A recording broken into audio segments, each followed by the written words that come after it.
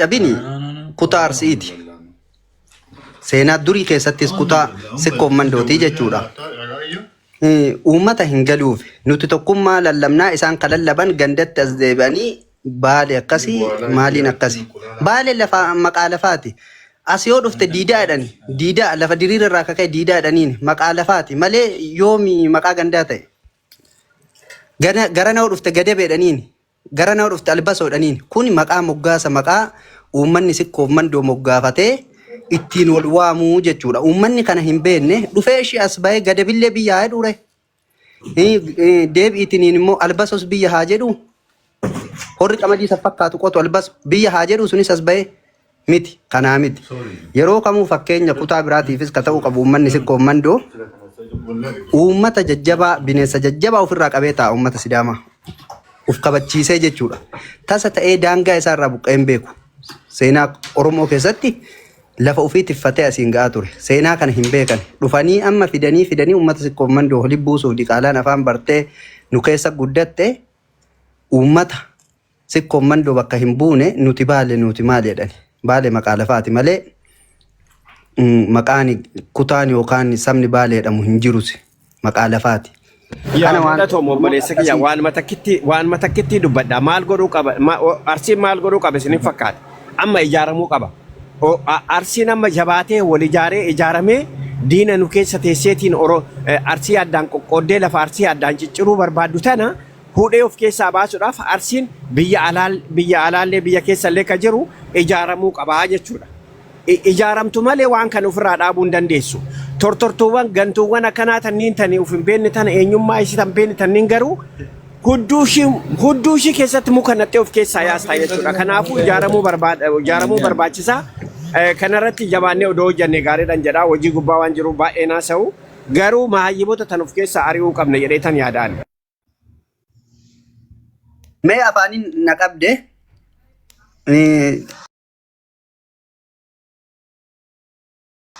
ati afaaniin na qabnaan cadhise maali ta'e beektani amma walumaa galatti? Sakandii takka qo'ime beeksisa qabna dubbataa jiru.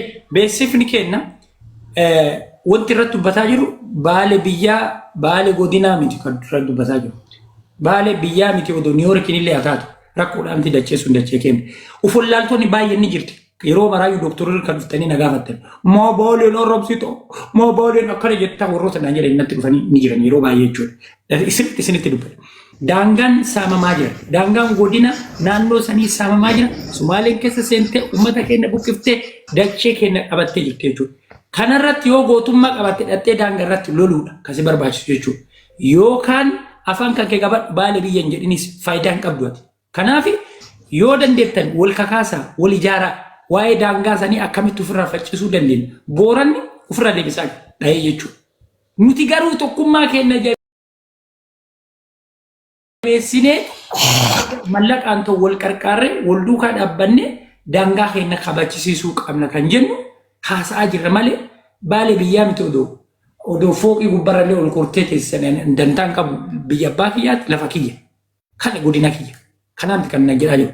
Daangaan keenya maa dhiibama rakkoon uummata keenya wallooma daangaa isaanii gaafa dhiiban gatta'anii mishigii qofforatanii diina dhayan. Wanni ijoolleen baale ofiin jettu beektu dhalaa shamarreen teenna mallaqa irraa saamuu tokkoffaan kana si fuula jedhanii jechuudha. Nikaa qilleensa irratti hidhatanii mallaqa saamuu akka diina taatee dhalaan arsii. Lammaffaa sigaaraa tuutuu, shiishaa tuutuu, kijibuu, uffata uffattee akkana ta'a zannataa deemuu. Kun faayidaan obboleessanii. Wal jimma ili booranni dhahee kuffisee ofirraa deebisaa jira. Ati hoo kan baale jirtu eessa jirtaa? Si shiishaa tuutuuf faayidaa qaba? Nothing. Baalummaa kan kee agarsiis gadi bahe obboleessa malee baaleen dooktoruriin dhufee sirraan fudhatu. Dooktoruriin dhufee lafa ati irra jirtu irraa si kaasee si tufee sirraan fudhatu. Gadi bahe nama ta'e shiishaa dhiisi sigaaraa dhiisi shamarreen arsiillee hin miidhin obboleettii tan teeti yoo si tole fuudhu. Tasii toltillee mallaqa nyaadhu rakkoodhaan dankaasanii amma kan dubbataa jiru daangaa irratti lafa hagana wantaa kana hunda keessa seenanii jiran saamaa jiran walga'iin ilmaan arsee ilmaan sikkoo madda walaabuu irrattillee dhaabbachuudhaaf deemu maaf dhaabbata jedhanii diqaalaan nu keessa dhalate warji tan jedhamtu keessatti warji irra deema warji tan jedhamtullee akka arsuma ofiin barbaadu baale jetti. Warjin tunin gada naannoo gada basaasaatiif lafa dachee kenna lafa arsii baale irratti argamti. Kunni nama waa'ee eenyummaa kennan barbaadan lafa kenna malee diqaalaan achi keessatti arsii nama waraana leenjisuu digaa ijaaramuu qaba. Ishaadu laa illallah Muhammad Rasulallah arsii akka jettu muqudduutti naqsi. Wallaahi an doktorri dhaladheen deema. Inni ijaarame shaadaa ilmaan arsiitiin qabatta. Kan dhugaa walitti dubbanne rabbiin illee koolin nu buusaa jiru isi. Thank you. Itti kuu boosoo fitan. Maali warri yaadni keessa bareeda. Amma walumaa galatti keessa garafaatuma keessaanillee gorsa uummata keenyaa kennuu sirrima. Dhugamatti amma Oromoo cabsuuf xiyyeeffannoo isaa irra jiran dadhabsiisan amma Wallagga dhaqi dadhabsiisan. Sumaalee Harargee dhaqi yoo barbaadan Sumaalee machiitti ergan dadhabsiisan. Amma uummata sikkoo mandoo akka itti dadhabsiisaniin dadhabanii diina gamanaa yoo Sumaalee itti ergan uummanni sikkoo mandoo Meetii godhu artist. Uummanni sikkoo mandoo hin qolata diina gamanaa ofirra hin buusu. Amma kana dadhabanii diqaalaa maqaa uummata sikkoo mandootiin baaleen keessa safarteeti guddatte uummata akkasiisanii uummata sikkoo mandoo bakka buusanii arsii fi uummata sikkoo mandoo buusuu yaalii godhaaran. Kana immootu nu tokkummaan dhaabanna. Yeroo baay'ee aggaammiin dhufu hayyoota arsii keessaan ba'an irratti xiyyeeffataaran. Uummata sikkoo mandoos kutaa biraatii waliin buusuuf xiyyeeffannoo guddaarra jiran. Nuti immoo akka uummata sikkoo mandootti tokkummaa keenya cibsinee uummata diina afoo dhaabatuu qabna. Uummata keenya immootu kararraa maqe gorfannee itti himnee tokkummaadhaan dhaabbannee akka biyyi teenya Oromiyaan gad dhaabbattuu fi uummanni keenya diina afaan hin buunee fi aggaammii guddatu irra jira akka diinaan hin nyaatamne taasisuudhaaf nuti gandummaa dhiifnee jabaachuu qabnaa jedha. Kanuma baale sirraa hatuudhaaf ka baale sirraa sarafuudhaaf deemu namni jiru. Hoosii kenna abdiisu jedhamata keessatti. Or TikTok jirta? Okay, tukuuf. Asirratti qajeelfama Dooktorri baay'ees dubbachuun fedhu irra dhageeffatu waa ifa namaa godhaa deema. Yeroo baay'ee haasa'uu caalaa nama dhageeffatutu gaarii. Wanti beekuu qabnu namoonni asirra ol galtanii waa dubbattanis muutii qabadhaa carraan isinii kennama. Muutii qabadhaa. Waan gochuu qabdanii adeemsa keessatti wanni irra guddaa hubatuu qaban wanni irraa haasamaa baay'ee dubbatuuf jarjaruu irra waa caqasaa dura maal haasawamaa jira. Dooktorri maal jedhaa jira. Boonsaan maal jedhaa jira. Abdussee maal jedhaa jira. Oroo TikTok maal jedhaa jira. Hubadhu namoonni hedduun yoo namni fakkeenya mucaan as jala jiru sun waa'ee raayyaa kaasee ture. Raayyaan baale biyya of dandeetti ta'uuf jechuu osoo hin taane akka hubannoo kiyyaatti namni tokkoon jiraa mi'aati eessaa dhufte biyya kana baale irraa dhufe. Jecha himannaa namni yeroo tokko itti himatu eessaa dhufte ati arsii biyya arsii dhufe himannaa tokko irraa himalee biyya of dandeettee akkana taatee miti wanni walii beekuu qabu namni wanni burjaajaa jiru walii gadhaa jiru. Kana waan ta'eef yoo dubbattan osoo kutaan hin taane namoonni as ol seentanii dubbattan arsiin arsi ka jedhamu amma koomentii garaagaraa illee jalatti ilaaltanii irraan dubbatina. Nuti akka sikkoo mandootti maal gochuu qabna? Waa'ee arsiif baalee keessaa achi baya. Lafa keenya kasaamamu akkam gochuu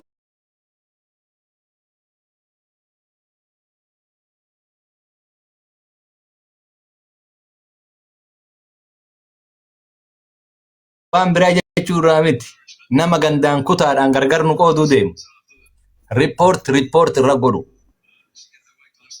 Waan kana ta'eef carraa walii kennaate akkasitti baay'ee haasa'uu irra dhageeffatutu irra waa ifa namaa godhaa deema. Isin dhageeffannaa. Itti nuuf ufa. Thank you. Doktor akkam jiru nagaa? Nagaa fayyaa baga jiraatti. Jira baga jiraatti. Ani asirratti fakkeenyaa fi waa'ee arsii baalee kana irra deddeebi'anii somni baay'een deddeebi'ee dhugaa ta'a beektaa. Kunuko is obvious bakka arsiidha ilmaan ijoolleen si koomandoodha ilmaan arsiiti. Arsii jechuun gosas namas. Arsii jechuun ilma xummuggaatii. Akkasumatti yoo deemte immoo obboleeyyiin arsiitu jira jechuudha. Asoosaa fi hawaasaan fakkeenyaaf waa'ee hawaasaa fi asoosaa maan dubbanne nuti.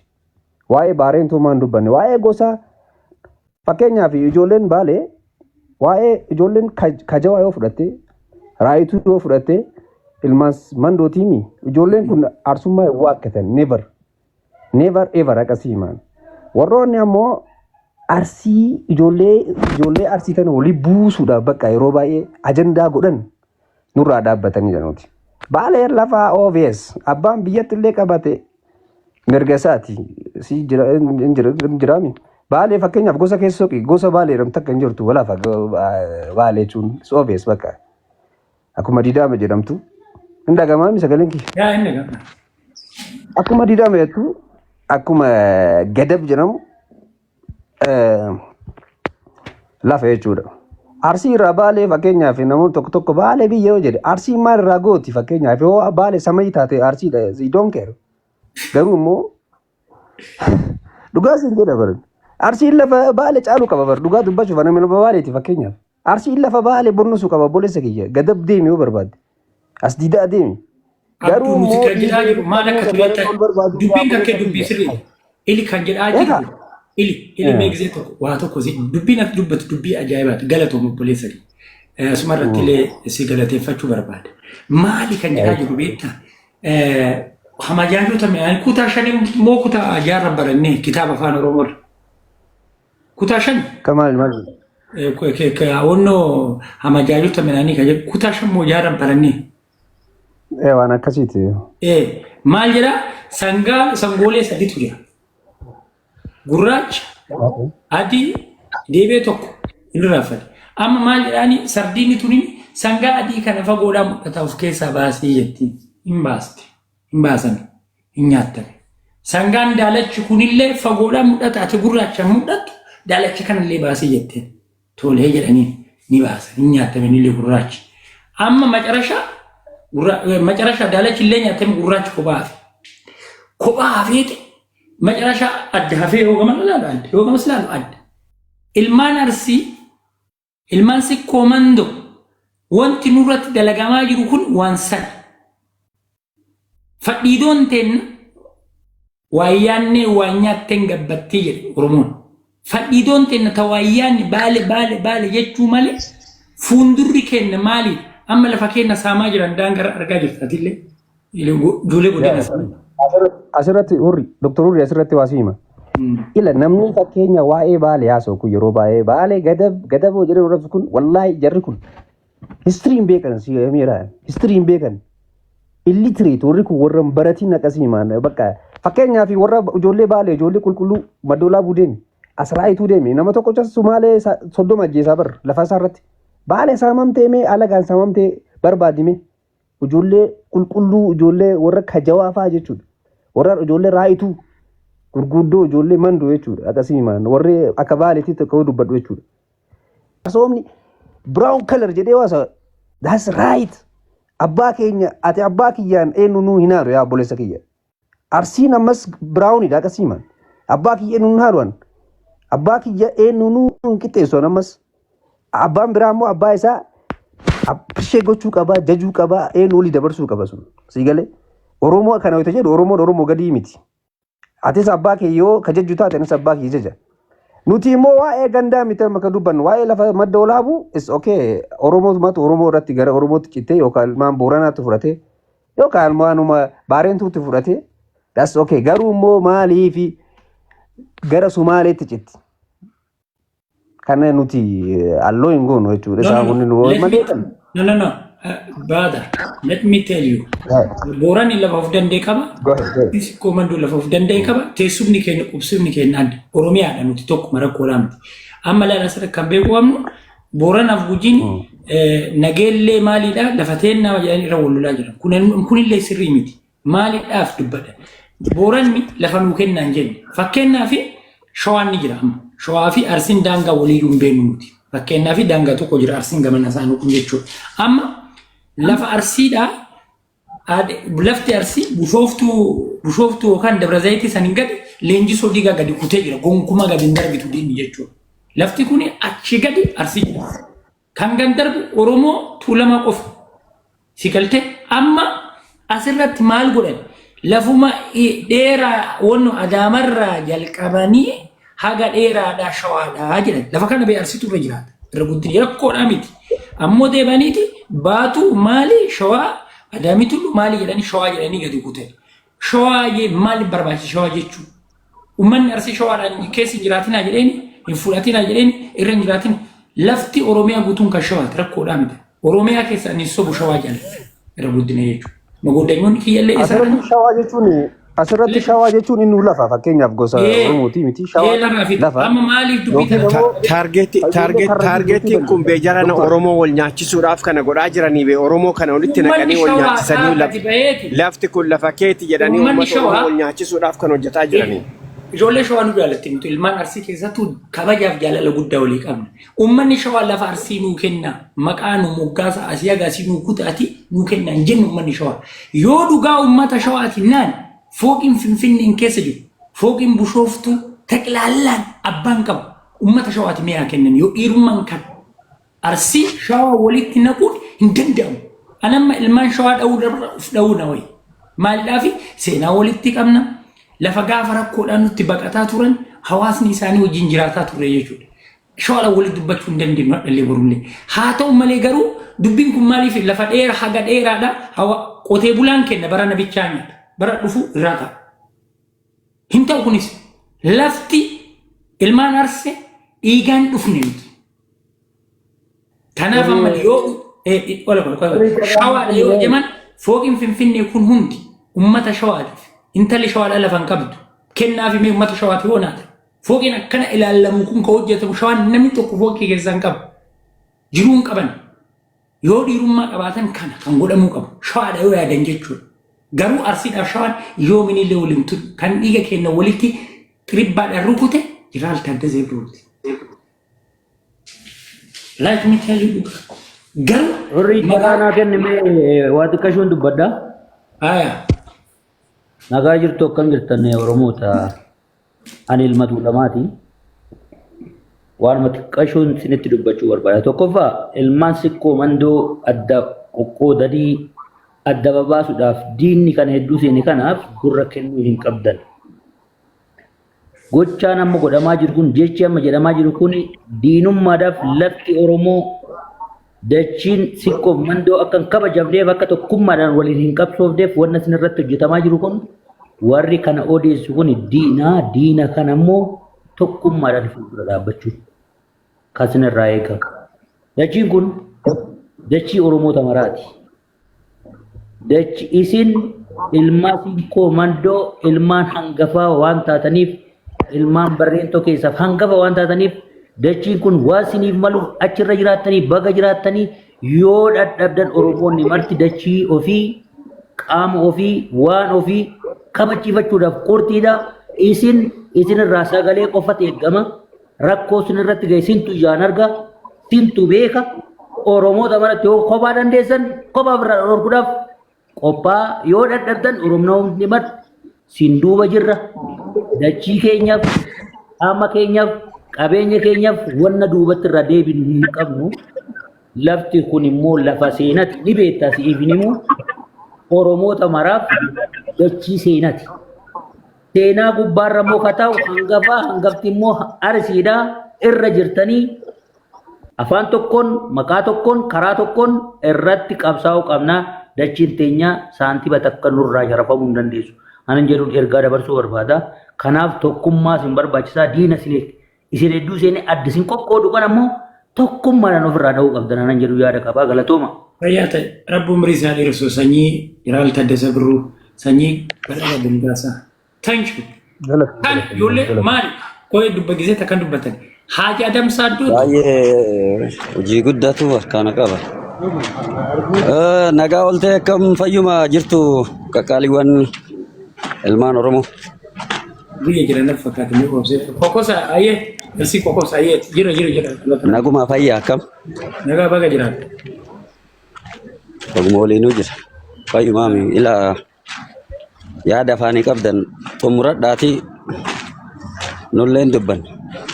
No, dubbat networking qabdu na fakka sii kennina dho. Amma wanni toora miidiyaa irratti adeemsifamaa jiru tuni waan nu Oromoon tokkuma qubeen teenya ta jalqabaa oodha itti aantuun raadha.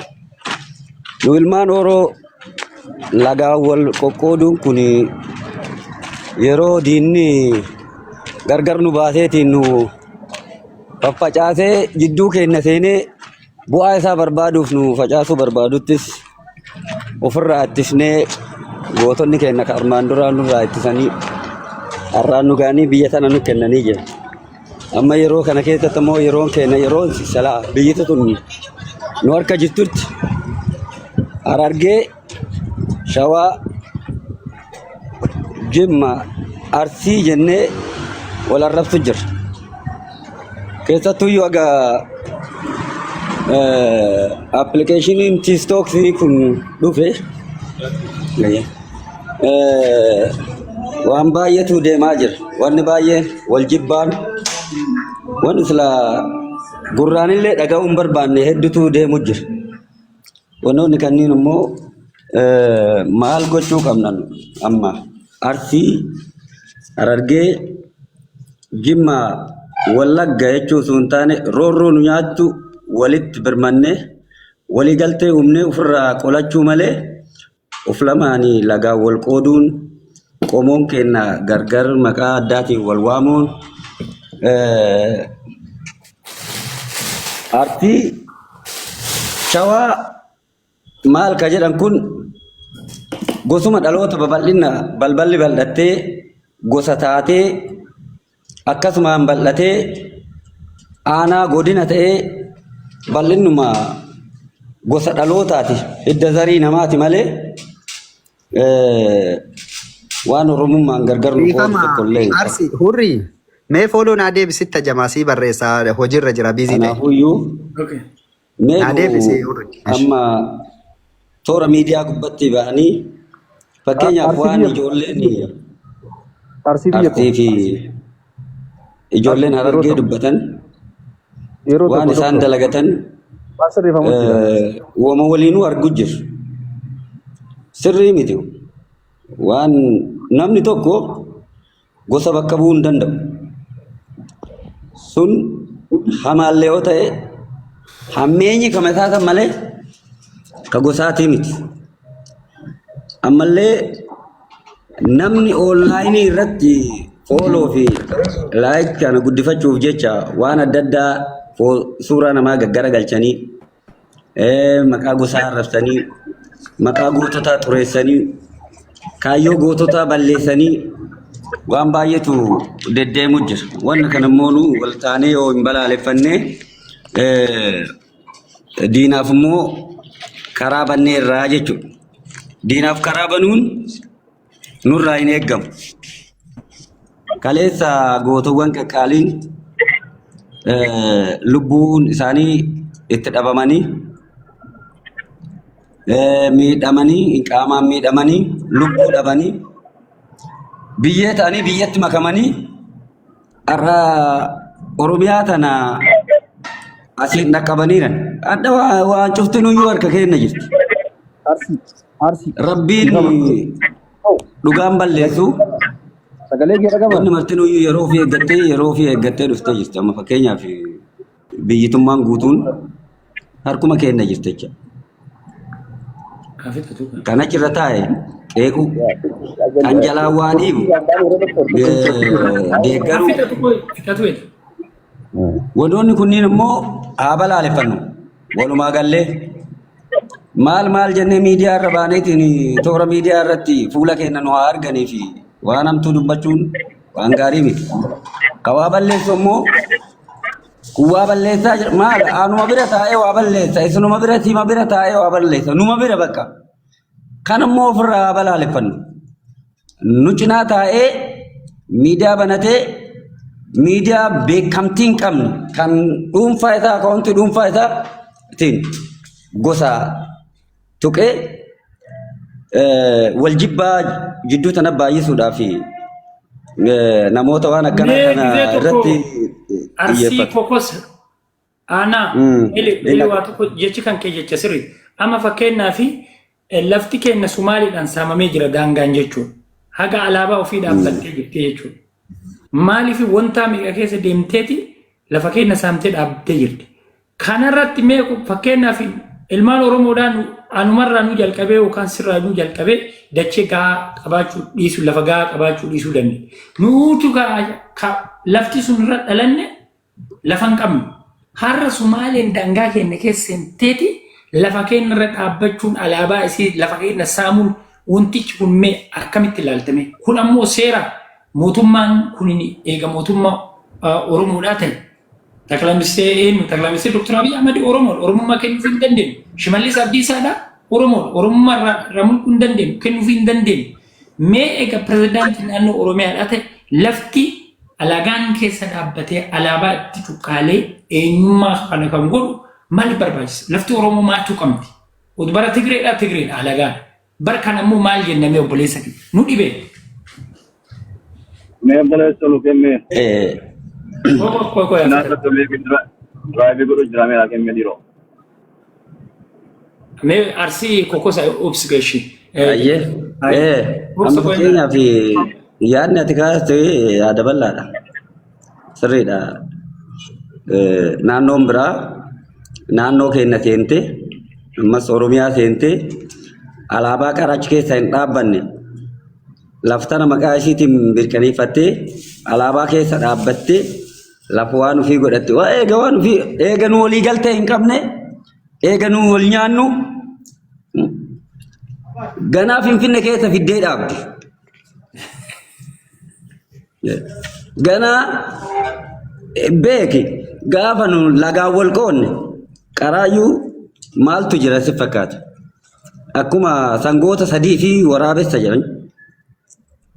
Kan waan mammaaka kana barnoota irras ta'ee waan hunda irratti iyyuu waan beenu hundi kennaayyuu. Sadi gaafa waliin jiru humna tokko wamaa diinni seenee nyaachuu hin danda'u ofirraa qolatu. Gaafa tokko keessaa ba'ee lama ta'u humna tokko dhaban jecha. Gaafa tokko lamaffaan sunillee keessaa ba'ee tokko kophaaf sun ammoo akkuma barbaadanitti itti taphatan. Waan akkasiitu nu seenaa ilmaan Oromoo. Fayyaa nu ta'e. Harargeen naannoo Sumaaleetiin wal daangessiti. Baalee naannoo Sumaaleetiin wal daangessiti. Booranni Sumaalee wal daangessa. Naannoofnee Sumaalee nu daangessiti. Nu jala deemte jecha. Jala keenya caafamte naannooftee nu daangessiti. Naannoo kallattiin isiin nu daangessineen yoo jiraate yoo gara kaabaatti qaba biraa ta'e malee naannoo biraa ta'e malee nu daangessan bahaan nu daangessan haga lixaan nu kibbaanis nu daangessan kunoo gara kibba Keeniyaa kanaan Moyalee irraa jalqabi nu daangessu yoon walii gallee tokko taane waan keenya jabeeffachuudhaaf wal jabeessine walii galtee afaan tokko dubbanne isa ka duraan irra jirtuuyyuu irraa kaasuu hin dandeenya. Ka duraan irra jirtuuyyuu irraa kaasuu hin dandeenya. Fakkeenyaaf Sumaaleen asiin naannoon Sumaalee Moyaleedhaan aspaaltitu magaalaan tokkuma aspaaltii kan daangessu. Warri kuni warra afaan biraayyuu hin qaban. Afaan isaan dubbatan afaan Oromoo Booranaati. Afaan Oromoo dubbatu. Afaan Oromootiin baratu. Waan isin dhibu. Warruma duraan akkas jiru tanuyyuu yoo walii galtee goone immoo kaasuu hin dandeenya. Eenyuun hin daangessu. Eenyu harkaan nu qabuu hin danda'u. Yoo dhugaa dubban. Maaliif yoo jette kabiraafaa lafa haaraa irratti laftee haaraa isaanii kennamtee alaabaa irratti dhaabatu jechuun tuffii teenna waliigaltee dhabuu keenna hubataniitiin malee waan biraatiif miti. Dhiifamnaa godhe obboleeskii.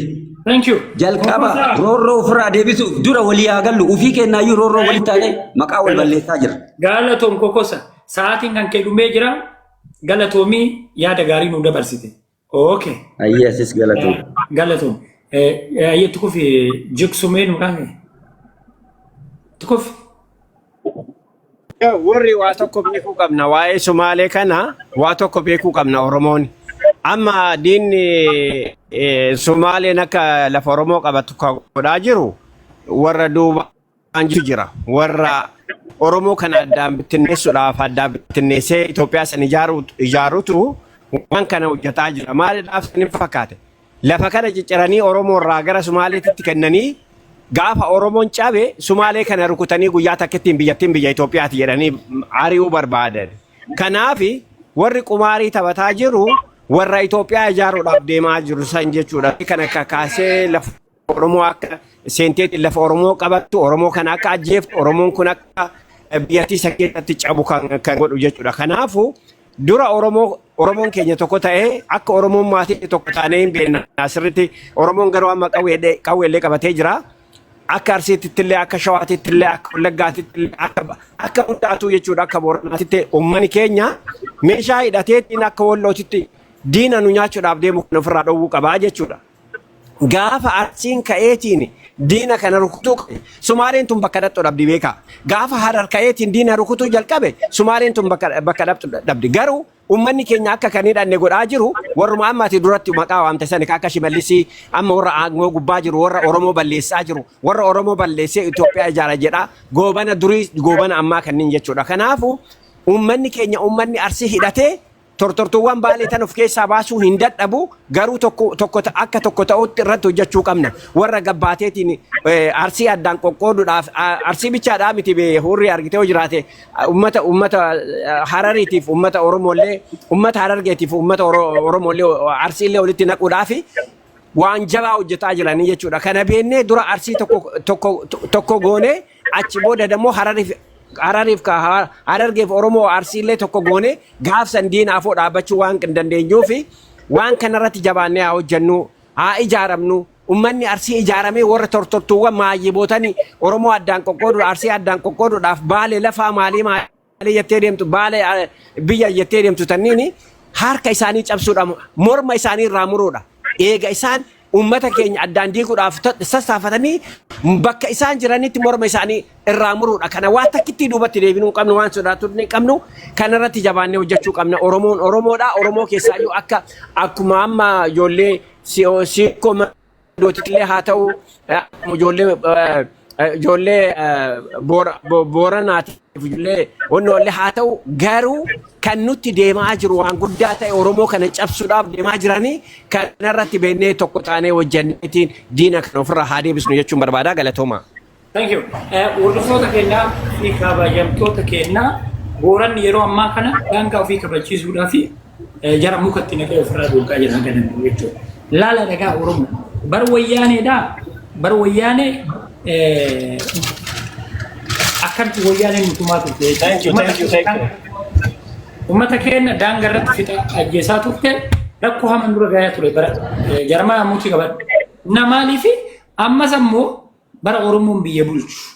ጠቅላይ ሚኒስትር ዶክተር አብይ አህመድ ኦሮሞማን kennuuf hin dandeenyu. Ammallee deebi'eet pirezidaantii naannoo Oromiyaa Oromummaa isaa kennuuf hin dandeenyu. Haya eega jarri kunniin Oromoodha nuti jedhanii biyyattii isaan qabatanii daangaan Oromiyaa daangaaf daangatti biyyi keenya cicciramu lafti keenya seentii takkamaaf itti seenan. Kunis ammoo nama ajaa'iba maal jechuu akka dandeenyu kokosa waan baay'ee dubbate kokosa godina ka jedhu kun maaliif ammallee nuti akka ilmaan sikkoo mandootitti addaan nu faffacaasanii nu dhabamsiisuudhaaf ijoolleen Baalee fi jettullee dammaqi. Maaliif dammaqsin jedha beekta? Baalee asirra namni baadhatee ka deemu tokko hin jiru. Siifuu hin taane ati nuu surree takka irraa bitattee hin beektu dhalattee biyyatti sanarra. Minaan achirraa haamamu makiinaan haamuu dadhabe ekspoortii ka ta'u gada basaasaa Baalee baale irraa jalqabee wanti kun tingalamu hin jiru biyya keenya. Biyya keenya amma fakkeenyaaf asallaan yookaan dheeraan yookaan achirraa jalqabee haga naannoo keenya koriidar limaatiin jedha yookaan misoomuu jedhan hin jiru. Garuu ayisuutii achii bahu takkattiidhaan karaa sanirra 50 sakandiidhaan kan bahu jechuudha. Fuduraaleedhaan muduraalein qamadiin biyyattii san bulchaa jiru biyyattii ilmaan sikkooman lafaa dachee arsiiti jechuudha. Lafti asalla adaamarraa jalqabee aga asallaa aspaaltii bakkorokoo jizachiisachu. Dubartiin ulfaa garaa. Galleen ilmaan arsii harargeen amma harargee farsii maa nyaachisan beektani. Arsiin yeroo malee azaante odoo salaan hin gahin. Harargeen salaan ni gahe jetteef minxaafii fi qabattee deemuu jalqabde salaatu. Yoo sa'aatii ilaalte sa'aatiin salaataan gahin. Arsiin yeroo malee azaantee harargee yeroo malee salaattee jedha. Maaliif? Nuti ilmaan abbaa tokko ilmaan adeeranis la. Har'a arsiidhaa fi harargeen wanyaan akka sareetu. Harargeen koo direedowwan harargeetii miti. Awwadaa harargeetii miti. Magaalaa qadareedha.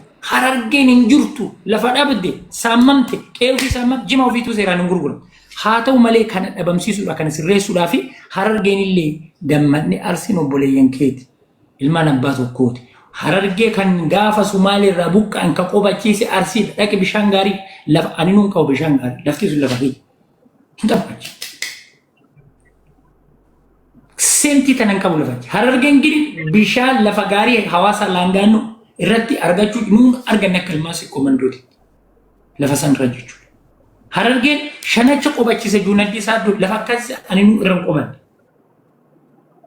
Harargeedhaaf arsiin ilmaan abbaa tokkooti. Walaa dhaabbannee tokkummaa keenya jabeessinee fuulduratti deemuu bichaadha kan nu baasu malee warra hoolaa tisitu asirra wal fituu natti mini ingiliisi obboleessa keenya.